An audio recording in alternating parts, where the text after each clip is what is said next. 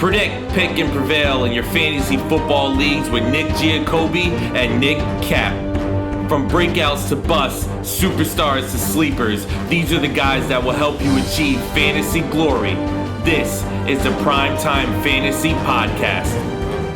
Welcome everybody to Season 2, Episode 8 of the PrimeTime Fantasy Podcast, where we give you our predictions, our picks, with the hopes that we help you prevail throughout the 2022 fantasy football season.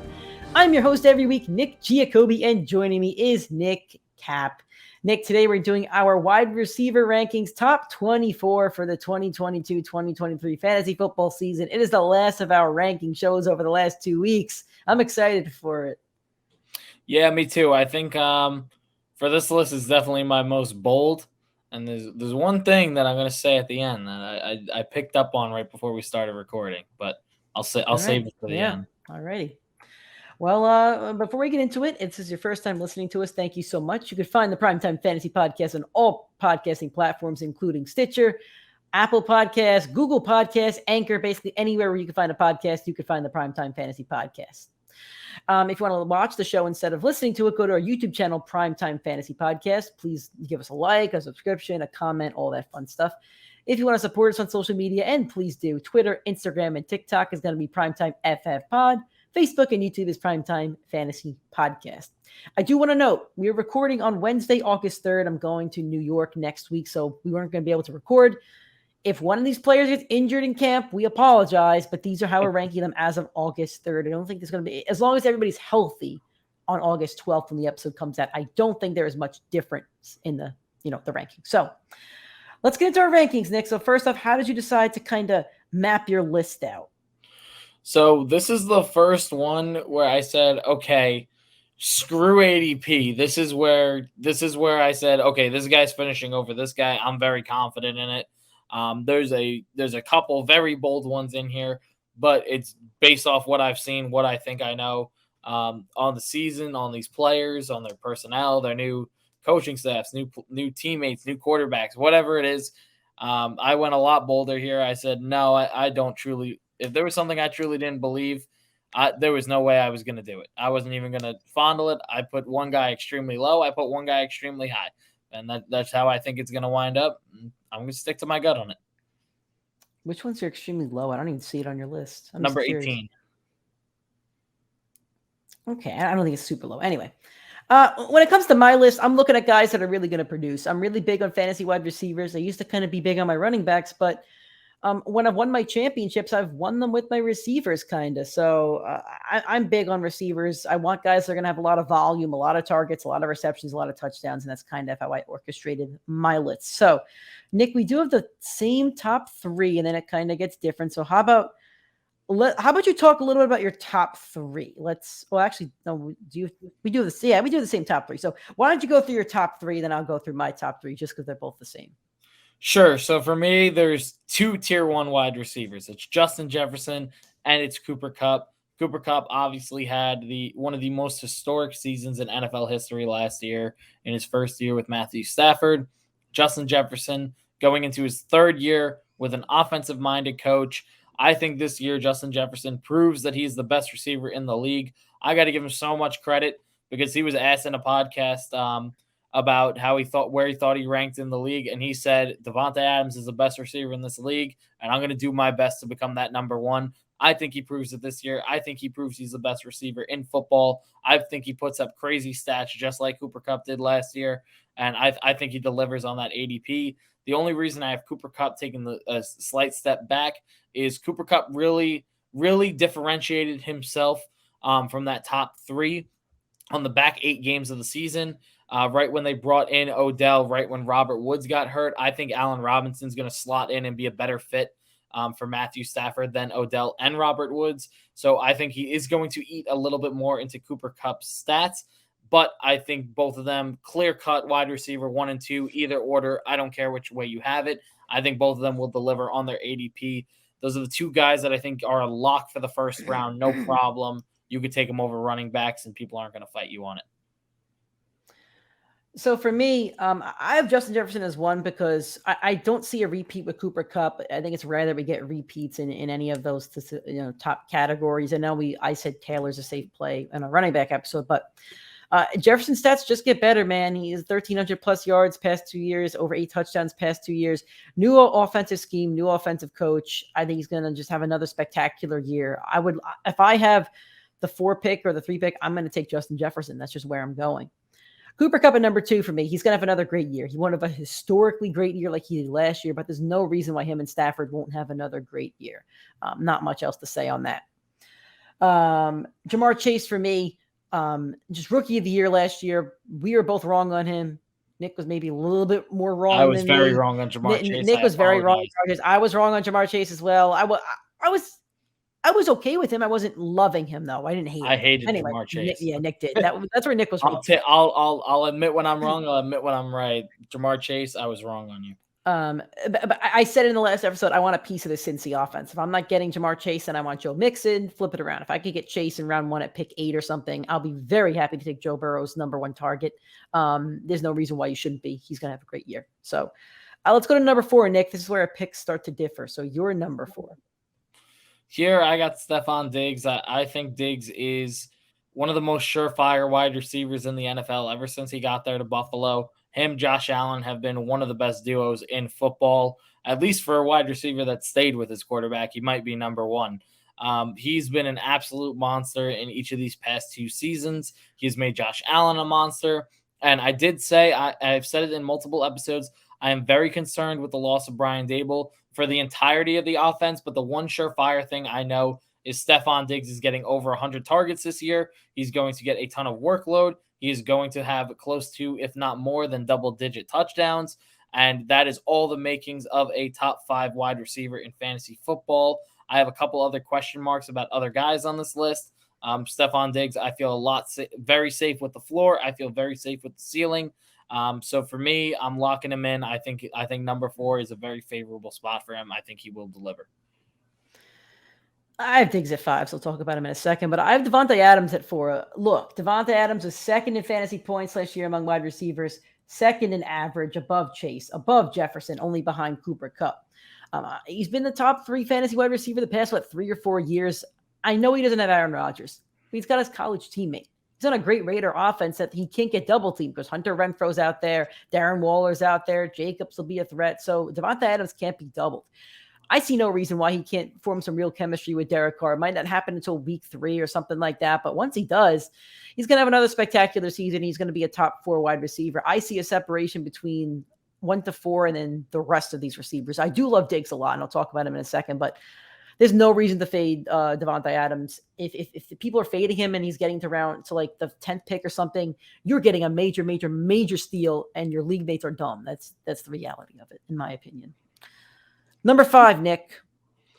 Here I got Debo. I think they're not going to use him as much as a running back, meaning they're not giving him the ball in the backfield. But you know what that tells me? They're going to use him for screen passes. They're going to use him for underneath routes, the things that actually matter in a PPR format. I think you do not have reasons to worry about Deebo Samuel as much as people are with that.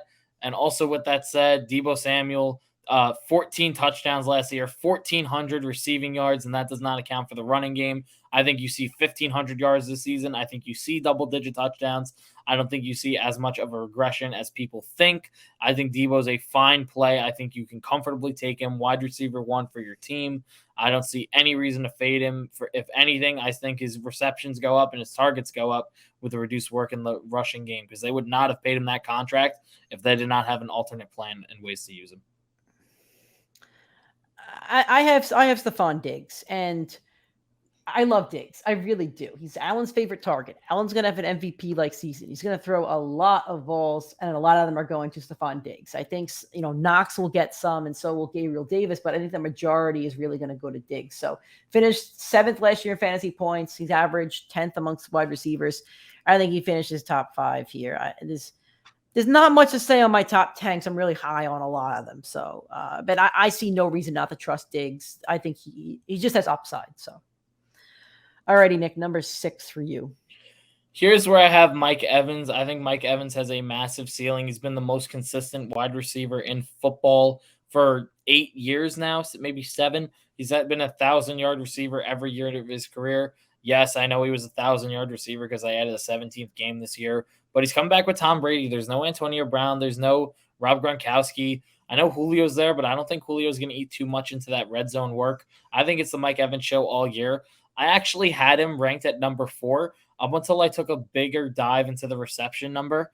And out of the top 24 wide receivers from last year, he was tied for the least amount of catches in that area. And he still delivered on a top 10 fantasy season. He delivered as the wide receiver 9. I think he takes a step up, not as big of a step up as I was hoping for, with maybe getting to that 4 spot. But I think comfortably wide receiver 6, I think that's a perfect area for him. He's being drafted a little bit below that right now. So I think you are getting very good value for Mike Evans. At number 6, I have CeeDee Lamb, and I tinkered with this a little bit, but there's no Amari Cooper there. There's going to be more workload there for CeeDee Lamb. There'll be more workload there for Dalton Schultz. He's going to get more targets, going to get more receptions, going to get more touchdowns. I have him there just because of the opportunity and because of the workload that he's going to get. I don't love CeeDee Lamb. I think I love Mike Evans more. I really like Stephon Diggs. Then I really don't love my 8 to 10, which I'll talk about. But I really think that he's a safe play in terms of the volume that he's going to get. And I think that the sheer volume is going to project him to be a top 10 wide receiver this year. Alrighty, Nick, number 7. Oh, your favorite. This is the guy that loses Nick fantasy matchups. Yes, we get it. He loses me fantasy matchups. I had to trade for him to make sure he didn't lose me matchups, and he still lost me matchups. It's Tyreek Hill. He's a yak machine. He's a deep ball threat, but with Tua's arm, I am concerned that he's not going to have that breakaway touchdowns that he's used to. He's used to having a 50-yard touchdown in every 3 games.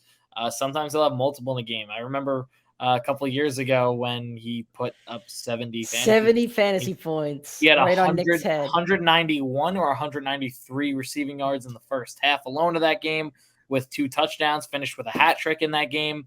Like he's a monster. He had a 4th one called back too. I remember that one. He did have a 4th one called back. I already lost at that point, but that's besides the point. Tyreek Hill's a monster. He's putting up numbers. He's putting up yards. He's been a top 10 receiver for the past 3 seasons. I think he still finishes in that with a slight downtick. I think he'll see a great workload, great targets, but he's going to be more of a short king than a deep guy like he used to be. So I think you'll see a bit of a different role, but will still be effective to give him that top 10 season that you're hoping for.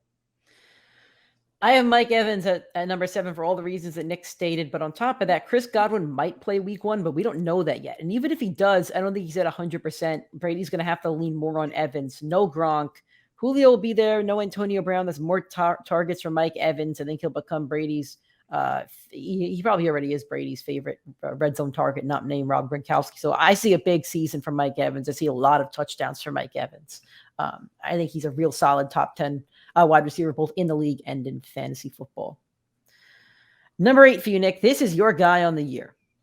This is my guy on the year. It's Courtland Sutton. And this is probably your boldest take on your list as well. This is absolutely the boldest take on my list. He's being drafted in the wide receiver 22 to 27 range. That is absurd. Courtland Sutton's going to deliver a monster fantasy season. We just heard the news of Tim Patrick going down. That means Courtland Sutton's on the outside on 90% of snap calls. He's going to have some of the biggest workload in the league. He's the only outside deep threat on that team outside of KJ Hamler, and KJ Hamler is nowhere near the receiver Courtland Sutton is. Sutton's already put up a 1,000-yard season. Russell Wilson has produced career years for DK Metcalf, Tyler Lockett, Doug Baldwin, and this is just the next guy on that list. It's Courtland Sutton. He's a monster. He's going to be a monster. His new head coach in Nathaniel Hackett was the guy that put up Devontae Adams' numbers for 2 consecutive years, 3, maybe 4, however long Devontae's been a monster for. It was with that offensive coordinator. I think everything fits perfect for Courtland Sutton to have a monster fantasy season. I have no problem placing him in my top 10 rankings. This is the hill I'm either going to thrive or die on the whole season. I have no problem with it. I want him in every single league at his ADP. We'll see where he ends up. I'm lower on him than you are for sure. At number 8, I have Tyreek Hill, and I have him on my dynasty team, and I'm not happy that I have him on my dynasty team. It's such a downgrade going from Patrick Mahomes to Tua Tagovailoa, and I just can't I can't express that enough. And what worries me is Tyreek Hill even the number one wide receiver on this team? Because Jalen Waddle had, I think, almost 1,000 yards last year. I think he had like 8 touchdowns, and that's his college quarterback as well. Tyreek Hill might be the more talented wide receiver, might have, the better career at the moment, but who is Tua going to throw to more? And it could end up being Waddle. It could be Tyreek. I think they both have great years. I think they both have close to 1,000 yards and, 7, 8 touchdowns, but we need to see what Tua actually does. And until I see it, I'm going to be a bit worried. So when this position is so deep, I would not recommend going after Tyreek Hill when there's so many other options out there. That's just the reality of it. But the talent's still there. He's still fast. He can still catch the ball within 5 yards and take it 80. So we'll just see how it goes. I don't have a strong opinion either way. I want safer guys. And if I get Tyreek Hill, like if my draft ends up being like Jonathan Taylor, then Tyreek Hill, and then Michael Pittman, then I'm fine with that because I have one risk in those first 3 picks, and it's Tyreek Hill, and I'll take the risk on him. Number 9, Nick, the top of our second board on this list. Here's where I have Davante. I'm a lot lower on Davante Adams than a lot of people. I know Davante's put up numbers for years, but to me, there's no way he's putting up the workload that he did in past years. We have to acknowledge at some point that people don't want to say it. I don't know why, but we're just not acknowledging the fact that Aaron Rodgers is twice the quarterback Derek Carr is. I love Derek Carr as a quarterback. Do not get me wrong, but Derek Carr is not Aaron Rodgers. He's not a back-to-back MVP, a future Hall of Famer. That's not Derek Carr right now. That's not where I anticipate Derek Carr will be. He's going into a much Derek Carr's a good person, at least. He's a great person. I hate Aaron Rodgers as a human being. That's besides the point. But the fact of the matter is he's going to a worse system for him. He's going to Josh McDaniels, who is part of the New England offense, which is known for spreading the ball to many different options. That's a red flag. Davante Adams if he plays that same exact role, he's playing where Hunter Renfrow played, and they don't have a deep threat on the team. No one's opening up that field outside of Darren Waller for Davante Adams. I don't trust it. I think there's a load of weapons that Josh McDaniels will utilize. I think there's a load of options Derek Carr will utilize. I don't think you're going to see 170 to 200 targets like you did over the last 2 years for Davante. I think you see closer to 100 catches, 1,200 yards, and probably like 7 to 8 touchdowns. That puts him exactly at the wide receiver 10. I'm giving him a slight bump up because I think he's a little better than that.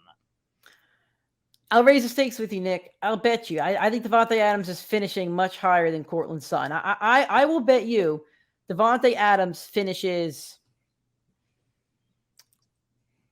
at least 5 spots better than Courtland Sutton. I'll take that bet. In terms of it's got to be points on the season. It's got okay. Then we need an injury clause in this. Okay, they got to play at least 12 games. 12 games. We'll do a virtual handshake right there. 12 games. Handshake. I'm taking Davante Adams 5 spots, and let's put the clause on a good old Wendy's meal. One of us will eat Wendy's on the podcast. I already owe you one, so you do already owe me one, but this won't be a podcast Wendy's. So I am taking Davante Adams being 5 spots ahead of Courtland Sutton. I'll take this that year. Bet. Ending fantasy points. All right. My next guy on my list is Deebo Samuel. And the Seahawk fan in me does not like Deebo Samuel. The fantasy guy in me does not like Deebo Samuel. The fact he came out and said he does not want to be a running back, and he has a clause in his contract where he doesn't want to be a running back. I feel like he's a big-time me guy, does not want to play for that team. He got his bag. His stats were nuts last year, 14 touchdowns and 1,400 yards. That's not going to happen again. I think he regresses, and I think he could be a 10 to 20 wide receiver. I have him at 9, and honestly, I think that's being a lot more fair than it should be. I think he really finishes probably between 10 and 20. So much talent with a lot of these other guys. I don't trust Deebo Samuel compared to the other guys. So, all right, number 10 for you, Nick. Here's where I have CeeDee Lamb. I think he's going a little bit higher at like 6, 7, 8. But I don't see that happening. I know he's going to get an upgrade in workload. I know he's going to get an upgrade in touchdowns. Like, I know that. I acknowledge that. But how much bigger of an uptick does he need? He's getting 120 targets. He had 1,100 yards last year. And that wasn't good enough to crack the top 15 wide receivers in fantasy. Wasn't good enough to crack the top 10. He finished at number 19. He almost finished outside the top 20. You want to know guys that almost passed CeeDee Lamb? And CeeDee Lamb only missed 1 game last year. Brandon Cooks with Davis Mills. Amon-Ra St. Brown who seemed to only have 6 good fantasy weeks. Hollywood Brown, who looked so inconsistent for the majority of the year. He lost out to guys like Michael Pittman, Tyler Lockett, who felt incredibly inconsistent, DK, who felt inconsistent, and Mike Williams, who felt incredibly inconsistent. Like CeeDee Lamb, I don't see the comfort level that everybody else sees. People are expecting him to be a top 10 receiver this year. I mean, that's a big step up from where he was last year. I don't see him delivering on that. I think he can be a top 10 receiver, but I don't want to be the guy running him as my wide receiver 1. I have T. Higgins at 10. That's probably a little bit higher than other people, but again, I want a part of the Bengals offense. And in the world where Jamar Chase doesn't play every game, that's so many more targets for Higgins, but I can't even get into that. Last year, he finished his average is 13. His fantasy points on the season was only 24th, but his average was 13th. So I'm comfortable with that. I'm comfortable with T. Higgins placing him at that 10 spot around some of these guys. I think Debo regresses. I don't really different situation for AJ Moore. You don't know who DJ Moore's quarterback is. I'm comfortable with T. Higgins knowing the situation, knowing the offense scores a lot of points. They're going to spread the ball around. I think he has another big season with the Bengals. Here's where I have who, he's in that Mike Evans, Davante Adams consistency argument. It's Keenan Allen. Keenan Allen has been a monster for fantasy for the last 5-6 years. He's constantly delivered fantasy numbers, fantasy stats. Had 157 targets last year. When you had the healthy Mike Williams, you would have thought that number would have been down. No, it was right where it was for the past few years. 106 catches on that. Only 6 touchdowns, which is incredibly low. I think that number goes up a little bit. I think he repeats exactly what he did last year, and he finishes exactly where he did last year at the wide receiver 11. I don't think there's a reason to fade him. He's been too consistent for too long, put up numbers, better quarterback than Phillip Rivers, who gave him those numbers for years. I don't know why people are fading him a little bit. I think he's being drafted as a wide receiver 2 right now. I think that's the perfect place for him. He's going to be a high-end wide receiver 2. He will be the most consistent player, most likely on your fantasy team. There's nothing more of a surefire pick, I think, than Keenan Allen over the last 5 years. I'm really high on Michael Pittman this year. I've talked about it before. He had, I think, 1,000 yards last year and 5-6 touchdowns. Well, now we get to Matt Ryan, who's throwing a lot to Julio Jones. Matt Ryan is a stat sheet stuffer, and we love those in fantasy football because it's all based off your stats. I think that Michael Pittman could have 1,300 yards. I think he could have 12 touchdowns. I think he's going to have a really great year. He's going in that round 3 range with some of these guys, AJ Brown, DJ Moore, Waddle. I think he has a lot more upside than they do. They're going to throw the ball a lot more than last year because Carson Wentz had noodle arm over there. I love me some Michael Pittman. I'm all in on him this year. I think you have Deontay Johnson, then Michael Pittman. Yeah, I got Deontay here. Deontay finishes as a wide receiver 8 last year. Just like I spoke about Keenan Allen, I think Deontay Johnson is a perfect example of the next Keenan Allen or Allen Robinson. He will make his name off of his workload year over year.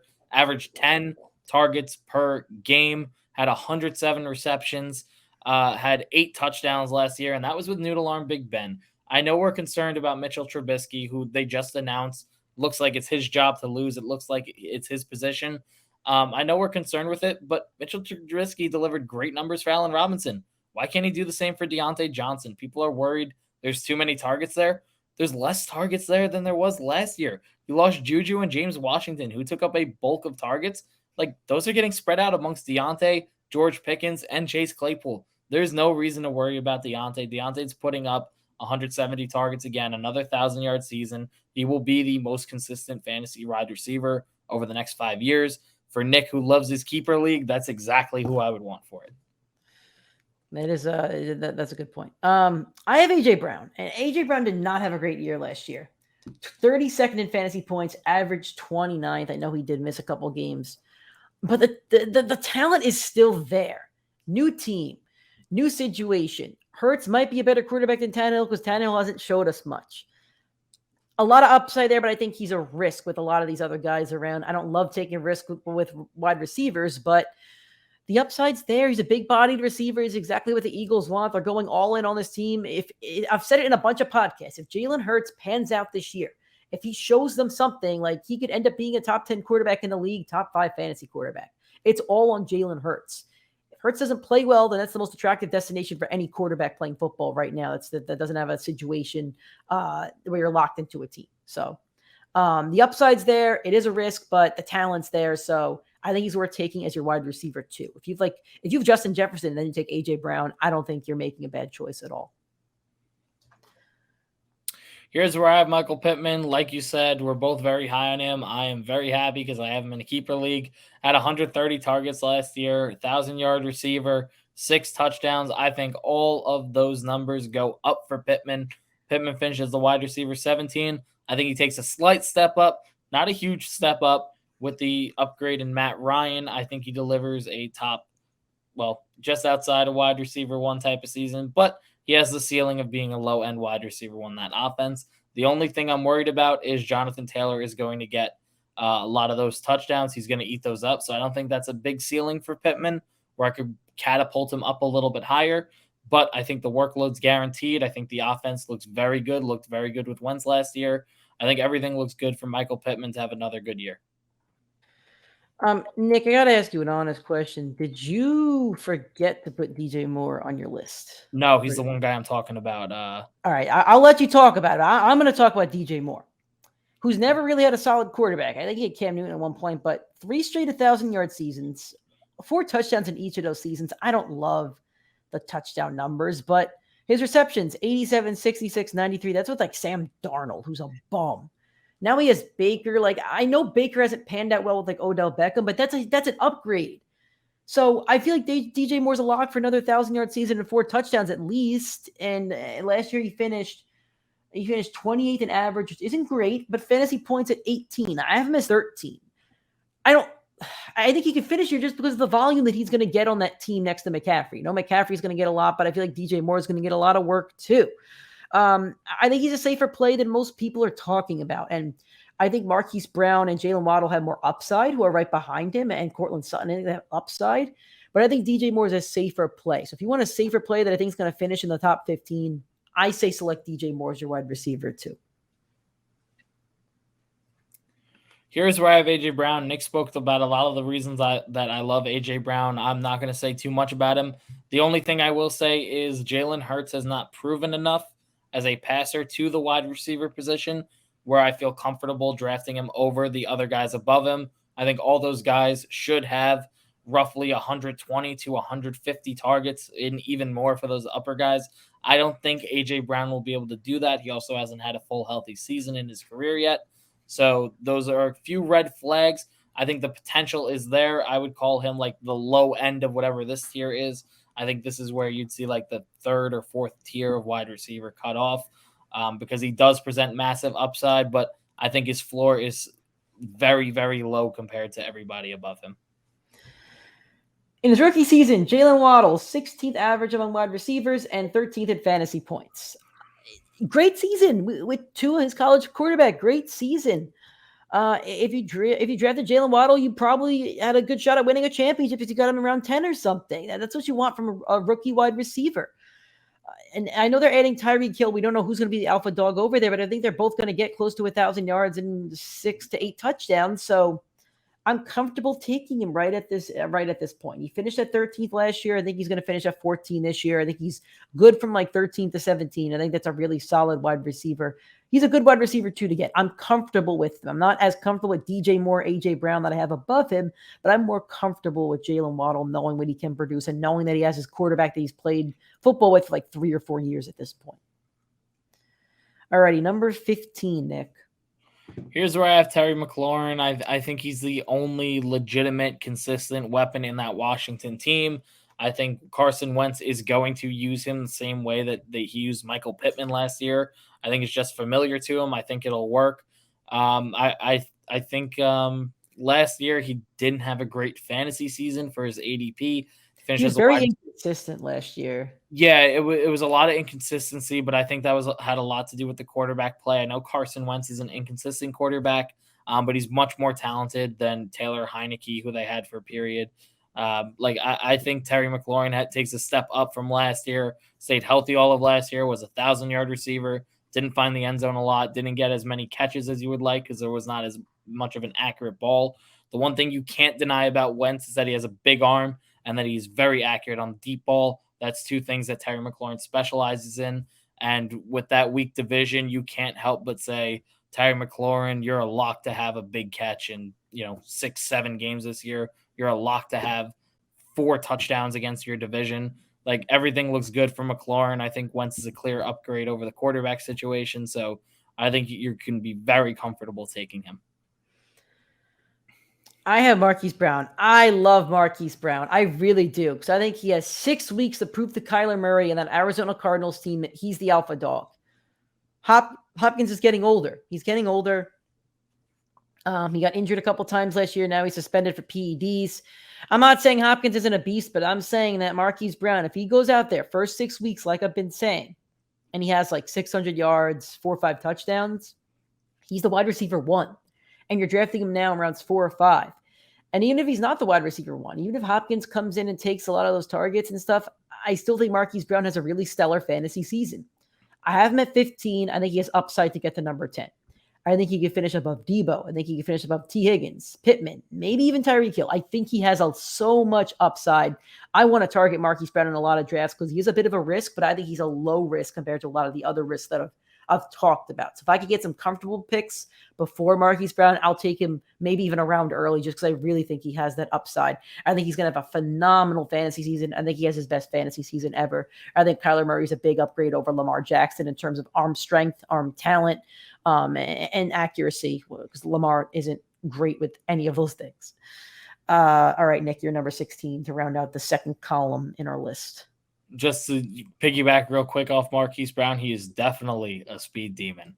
I had to throw that in there after that speeding ticket from today. Well, is that why you left him off your list? No, I had him off my list beforehand, but I was not happy with that. Anyway, I have Amon-Ra St. Brown here. I know Nick doesn't have him on his list. I think you're crazy for not having him on your list. He was good for only the second half of last year. They used Quintez Cephas, a rookie wide receiver, over him. They used Tyrell Williams over him. Those two guys, they are not there anymore. Cephas is hurt for the year. Tyrell Williams is gone. Amon-Ra, clear wide receiver 1 with an inconsistent season and only being on the back half. He posted 120 targets, 90 receptions, 900 yards, 5 touchdowns. All those numbers are going up. He is getting 140 to 150 targets this year. He is getting over 100 receptions. He is getting an 1,100 to 1,200 yard season, and he will get close to double-digit touchdowns. That is everything you want from your wide receiver 1 or 2. Amon-Ra, the ceiling is extremely high. The problem is the team that he's on and Jared Goff. Those are the only 2 red flags that tell me he can't be a wide receiver 1. If you told me he was going to Aaron Rodgers' situation, I would absolutely take that bet with Amon-Ra in place of Cortland Sutton over Devontae, just like I did. The talent is ridiculous in that young kid. I think he's a beast. I think he delivers. I think he has a monster year. Here's where I have Keenan Allen at 16. Last year, Keenan Allen finished fantasy points 11, average 12. Mike Williams, fantasy points 12, average 14. So they're neck and neck. And that's why I have Keenan at 16, Mike Williams at 19. I put Keenan a little bit ahead because of the consistency. We've seen inconsistencies with Mike Williams. He's a target machine, great route runner, but he's also getting older. I think he's 30 years old. One of these years, Mike Williams will legitimately assert himself as the wide receiver 1.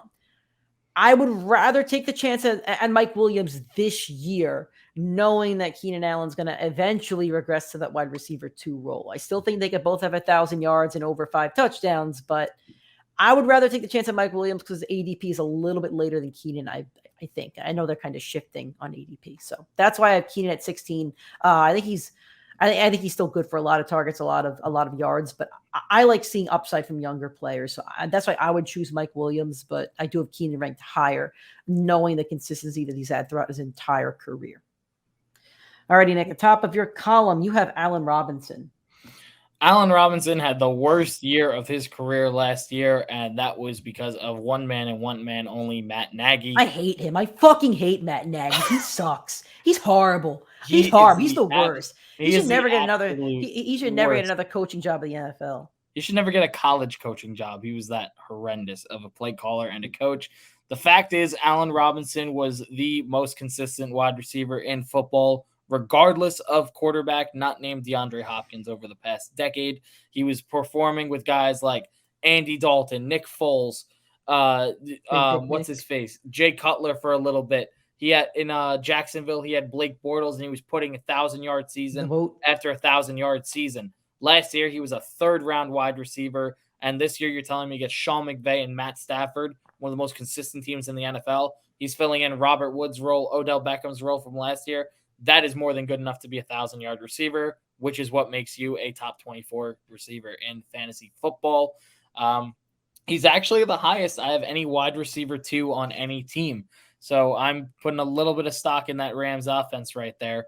But I trust Allen Robinson. I've been an Allen Robinson guy for a very long time, and there's no reason I would not trust him on that team.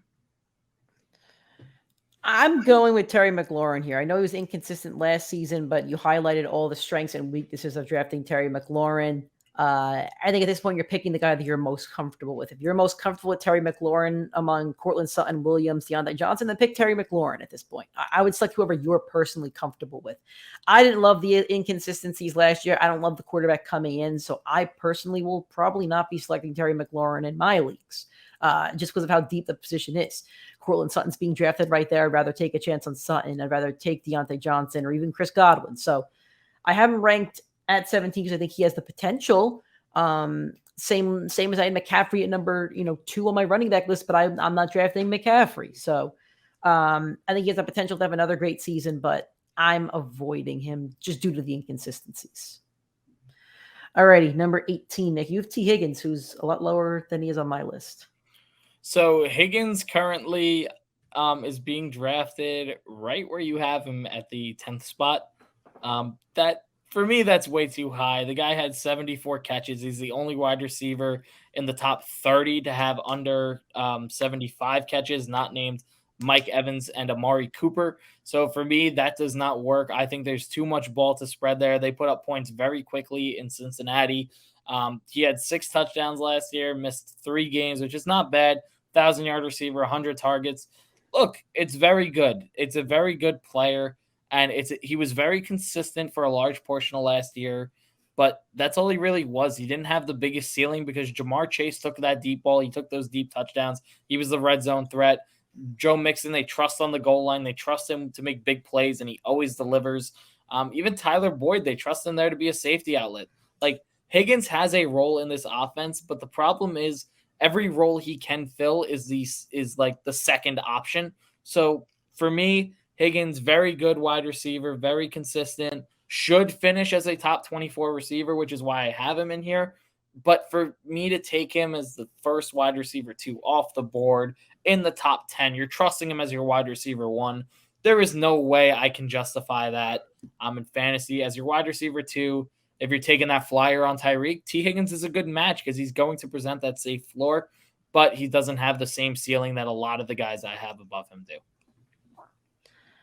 All right, here's where I have Cortland Sutton because I'm not sold on Russell Wilson. I love Russell Wilson as a player, as a person. Like, I love him, but at the same time, new offensive scheme, new coach, new players. I think they're going to run the ball a lot with both of those running backs. Russell Wilson's really good the first 8 games of the season. Then he goes, he cooks your first 2 courses. And then when it comes to the entree, there's a bug in it or something like that. Like, it's horrible. It's horrible. I've seen him do it too many times. I could see Cortland Sutton posting 600, 700 yards by week 9 and 300 in the next 8 games because Russell Wilson can't do it. He can't be consistent. It's the reality of Russell Wilson.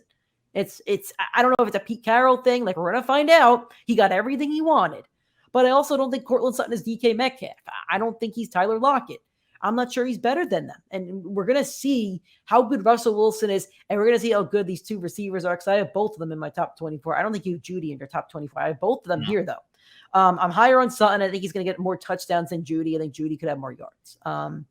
That's where I have Cortland Sutton. I think he's a good choice to take a pick on in round 5 because he does have the upside that Nick speaks about. I like Nick's talk about upside.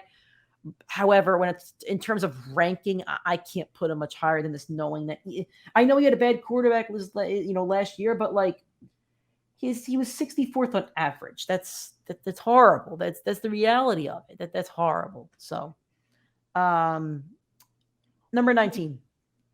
Here's where I have Waddle. I have him, he's the wide receiver 2 on his team. I know Nick's saying he might be the wide receiver 1. I'm sorry. Tyreek Hill is the most talented NFL player in the league. I think Tyreek's a monster. I think he's eating into Jalen Waddle's targets. He had 140 last year. I think that drops to 120 at 100 catches last year. I think that drops to like 85, 90. So not a big step down from where he was as a wide receiver 13 last year, being at the wide receiver 19. It's a step down, and it's nothing to do with Waddle as a player. It's just Tyreek Hill is going to eat into those targets, maybe even more than I just predicted. But I think Waddle's too talented to have like a sophomore slump that really deters his season. Here's why I have Mike Williams. He's younger. I think he's about the same height. I think he's faster than Keenan Allen. Like he's a different receiver, but he's going to take over as the alpha on this team at some point. I'm not sure if it's going to be this year. It might be through the second half of this year, maybe next year. But he had an electric first half last year. It looked like he could be the fantasy dark horse MVP before Cooper Kupp ran away with that. I think he'll have another 1,000 yards this season. I believe he had 9 touchdowns last year. Keenan had 6. I'm going to double check that right now, though. Yeah, he had 9, so I think he's good for another 8 touchdowns this year and 1,000 yards. He's a great wide receiver, too, to take. He's safe. An offense is going to score a lot of points. They're going to be down in games, a lot of shootouts in the AFC West. I think if you load up on AFC West offensive talent, like you're going to have a great fantasy team. So really nothing bad to say about Mike Williams besides the fact that I don't think he's the wide receiver 1, but he's a 1B. He's a 1B or a B1 or whatever you want to call him. All righty, Nick, you're number 20. Here's where I have Brandon Cooks. I don't love it, but the fact is with Davis Mills, he averaged the wide receiver 15 with him as his quarterback. So Davis, what's his name? Brandon Cooks, he's a good receiver. He's been a lot more consistent than people want to admit. He's been a 1,000-yard receiver. He's had like 4 destinations, maybe 5 in his career already. I think he's done the Rams, New England, New Orleans, Houston, I think one more. I think so. I can't think of the last one. But anyway, he's been so consistent for so long. I don't love Davis Mills as his quarterback, but the stats say he's delivered. Last year, he was the wide receiver 20. This year, I'm projecting him to have pretty much an identical year to last year. All right. My number 20 is Deontay Johnson. I just don't know what the quarterback situation is like over there, but he gets so many targets. He gets like 10, 12 targets a game. He might drop 2 or 3 of them, but he gets so many targets. He was 8th in fantasy points last year and 9th in average.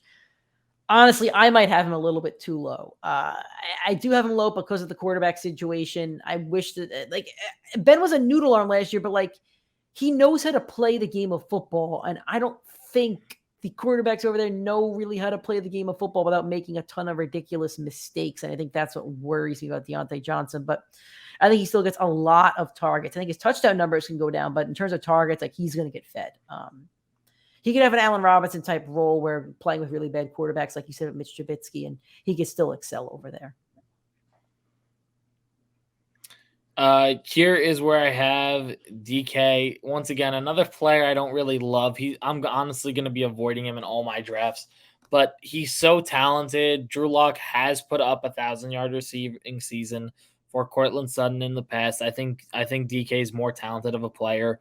They gave him a monster contract, which tells me they're going to use him. He is a deep threat. Drew Lock does have a big arm. It's kind of like it's kind of like why I have. The best example would be like AJ Brown or Terry McLaurin, where their ceiling is so, it's not the highest ceiling in the world, and their floor is really low, but they're too talented for me to not have them as a top 24 receiver. So I don't love DK Metcalf at 21, but the talent's there. Drew Lock's proven that he can put up the 1,000-yard season. DK is the big play guy. They will be playing from behind. For as many things that there are to point an arrow down for DK, there's a good amount of reasons to point the arrow up. For me at number 21, I have Chris Godwin. Last year, Chris Godwin, who was a member of my fantasy team that scored the most points, by the way. 15th at fantasy points, and he missed, I think, 3 or 4 games. 7th in average. Godwin gets a lot of targets from Tom Brady. His touchdown numbers aren't as great as as some other guys out there. Last year he had 1,000 yards and 5 touchdowns. I forget the number of games that he played. But he had 90. How many? 14. 14. Okay. So he missed 2 or 3 fantasy games. I think 2 fantasy games. He would have been on pace for 160 targets, 1,300 yards, and 6 touchdowns. So okay, so yeah, like he's probably not going to be a super touchdown guy this year. That'll be Mike Evans, and the only reason I have him ranked super low at 21, because it probably is too low, is because I don't know exactly how he's going to react to this injury. It might take him 6 weeks to really get back to the Chris Godwin that we know. But I think the receptions will be there because Brady likes throwing to him. He trusts him. He uses him like he used Julian Edelman. And I feel like Evans is now his Gronk. So he's going to get a lot of targets, which means a lot of receptions and a lot of points. I just don't see the touchdown numbers there. So that's why he's at 21 plus the injury. But if he's healthy, he's a very safe play and a very safe pick because Brady's going to throw to him a lot. Here's where I got Juju here. I think Juju is going to fit right in with Patrick Mahomes. I don't think he's going to fit right in with Jackson. I think he's fitting right in with Jackson. He'll fit in with Jackson. He'll fit in with the Mahomes family perfectly. He's nuts like the wife, dances like the husband, but he's got the talent of not of Patrick Mahomes, but he's a talented receiver in this league. He's had 1,000-yard year before. I think he could do it again. I think he fits in well. He's not going to be a burner. He's not going to be MVS or Sky Moore or McCole Hardman in this offense, but he is going to be there. He's going to be a safety outlet for Mahomes. I can see it already where Travis Kelce and him are going to alternate who's running a 5-yard route and who's running a 20-yard route. Like, that's exactly where they're going to use him. That's where Andy Reid's going to fit him in, and he's going to be a perfect complementary piece to this offense. I think they spread the ball a little too much. I'm not sure what I wanted to do here because I knew one of these Kansas City wide receivers is going to finish in the top 24, but I think Juju has the most proven track record where I was comfortable putting him here. I was debating him with Sky Moore, but I saw Moore got hurt today. So a little bit of an injury concern, and MVS hasn't put up a consistent enough season where I could put him in the top 24. So Juju's got the proven record, got Andy Reid, got Patrick Mahomes. Everything looks good there. Looks good enough to be a top 24 receiver. At number 22, I have Allen Robinson for all the reasons that Nick spoke about. And on top of that, Cooper Kupp's not going to have the same season that he had last year. Stafford's going to look to Allen Robinson a little bit, obviously. I think he's good for 1,000 yards. I think he's good for 5 touchdowns, but I need to see it. And I think that's why I have him so low. But I want a piece of that Rams offense, and I'm not going to pay high for Cooper Kupp. I could take Cam Akers or Stafford, but I think Allen Robinson at your wide receiver 2 or 3. I think you can look at vintage Allen Robinson, and if he could play like that with some of those really bad quarterbacks for so many years, I think Stafford's going to help him turn back the clock a little bit and turn into the Allen Robinson that we know and love as fantasy players. So I think he's a great pick at his current ADP. And I think he could really outperform his current ADP. I'd trust him over a couple of these guys on my list. I'd probably trust him over Terry McLaurin and take a shot over him over Terry McLaurin. So number 23 for you, Nick, the Jordan number.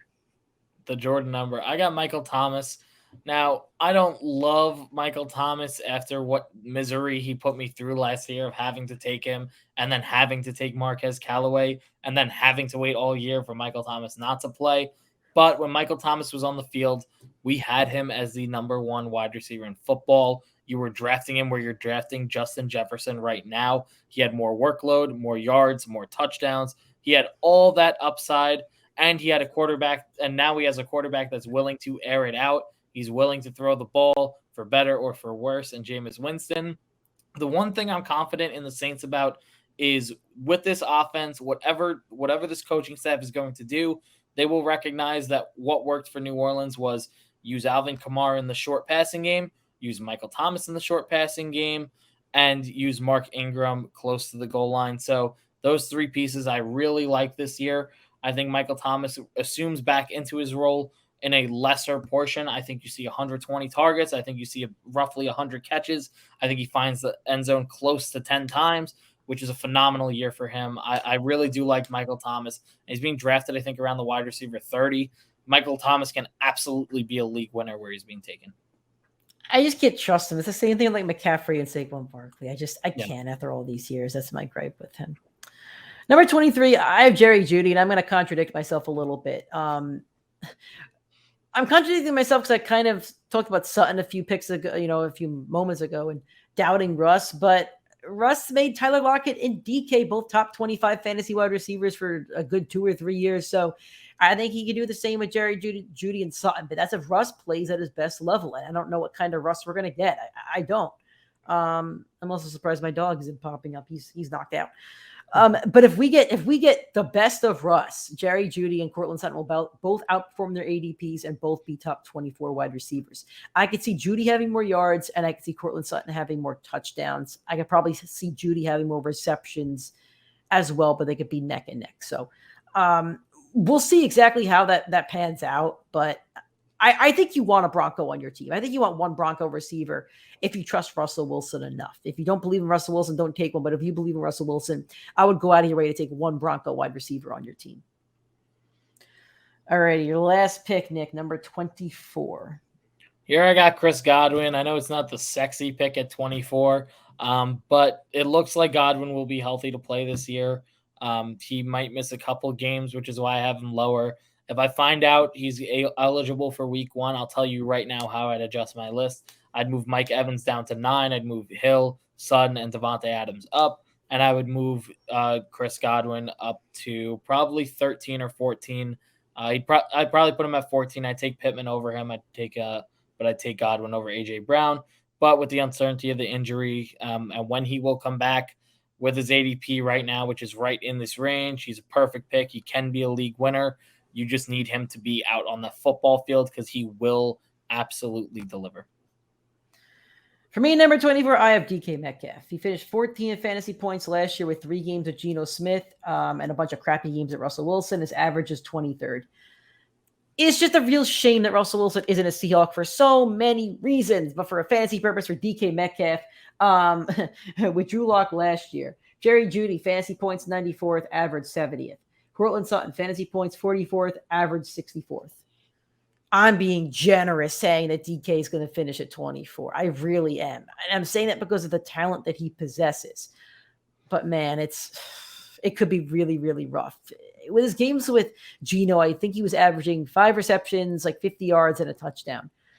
Which isn't bad, but I'm being generous thinking that DK is even getting in the top 24. I'm avoiding him. The quarterback situation is really, really, really messy. I hope Pete Carroll gets fired by week 8. Alrighty, Nick, you want to speak about a guy that you left off the list? Because honestly, I don't have a guy that I really want to speak about that I left off. But I have 2 guys I left off the list. The first one is DJ Moore. Moore is being taken as like a low-end wide receiver 1, high-end wide receiver 2. Like he had 160 targets last year. That is not going to happen with Christian McCaffrey in that lineup. He has Baker Mayfield, who has delivered 0 top 24 wide receivers, in Odell Beckham, who I think is more talented than DJ Moore, who is in his prime, and in Jarvis Landry, who, stepped in a lot of times. But what he has done is delivered great running back numbers. He has a big arm, which DJ Moore will benefit from, but so will Robbie Anderson, and so will Terrence Marshall. I'm not confident in DJ Moore to deliver a top 24 season. If you told me I could take him at 24, I would like the pick. I wouldn't love the pick. I don't feel confident enough on a weekly basis in trusting DJ Moore. I think you're going to see 70 catches. I think you're going to see 120 targets. I think that's a big step down for a guy that has a ton of talent. But it really lies on the shoulders of McCaffrey being healthy and Baker Mayfield being out on the football field. He had 4 touchdowns last year. Will that number go up? Maybe. But Christian McCaffrey had 25 when he had his prime season and he was healthy. The other guy I don't have on this list, it's Mike Williams. I think people are way too high on Williams, Nick. I don't want to, I know you just praised him and said a lot of good things about him, but this is the first healthy year he's had in his entire career. He's a big player. He's a tall player, and I'm going to give a shout out to the fantasy footballers for this one. He gets hurt a lot because he jumps so high and gets so far off the ground. He's, a 30, 40-yard catch guy. He's a big threat, and he's an absolute monster of a talent. But he put together one healthy season. And the reports from camp are Josh Palmer looks just as good, and he's younger, and he's healthier.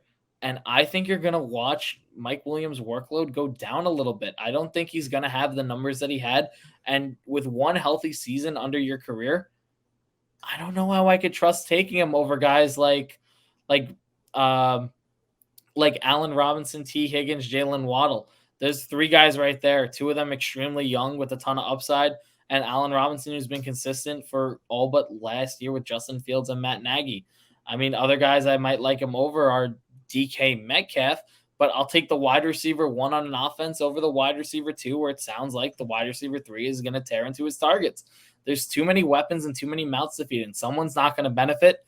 Keenan Allen has proved it for 8 years that he's going to be in that offense. Mike Williams hasn't. He proved it for 1. So I'm not trusting the one-off versus the guy that's been there for 8 years. All right. That's totally fair. So these are our lists. Let us know what you guys think on Twitter, Instagram, Facebook, where, we'll post our list up a day or two after the podcast airs. Thank you guys for listening. If you do want to listen to the show, every week that we are posting shows, we're on all podcasting platforms, Spotify, Apple Podcasts, Google Podcasts. If you're on Spotify or Apple, please give us a 5-star rating and a review. If you're watching us on YouTube, please give us a like, comment, subscription. We appreciate that. If you want to support us on social media, and please do, PrimeTimeFFPod on Twitter, Instagram, and TikTok. PrimeTime Fantasy Podcast on Facebook and YouTube. Thank you, guys. We had a lot of fun doing these ranking shows. We're going to have so much content coming over the next 2 weeks leading up to the season. It is finally football season. We're almost there. We're excited. We're going to talk about the preseason. It's going to be a lot of fun. So stick with us. Stick with the Primetime Fantasy Podcast, and we're going to crush these drafts.